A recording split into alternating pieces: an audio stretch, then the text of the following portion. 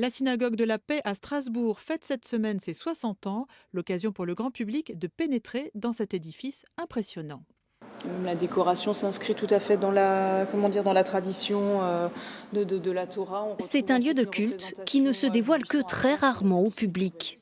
La synagogue de Strasbourg, la plus grande de France, 24 mètres de haut, 1500 places assises, a de quoi impressionner ses visiteurs. Derrière, je trouve que c'est beau, là où on met la Torah, c'est quand même un lieu différent de ce qu'on a l'habitude de voir. C'est un édifice qui est assez imposant, qui est pas mal quand même.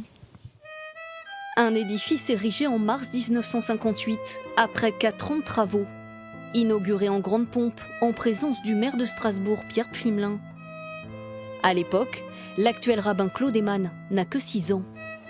Je n'avais pas le droit de rentrer, donc j'étais avec ma maman à l'extérieur. Après la guerre, l'exil, les persécutions, il se souvient d'un événement majeur pour la communauté juive locale, dont la précédente synagogue installée quai Kléber avait été brûlée par les nazis 18 ans plus tôt.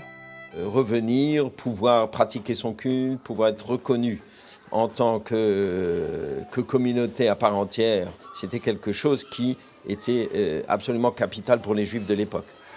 Un lieu de reconstruction devenu bien plus qu'un lieu de culte. Exemplaire pour Yoav Rossano, chargé du patrimoine israélite local.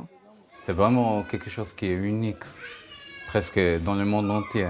C'est pas seulement une synagogue, on a des écoles, des jardins d'enfants, on a des activités après l'école. C'est vraiment une maison qui est très active.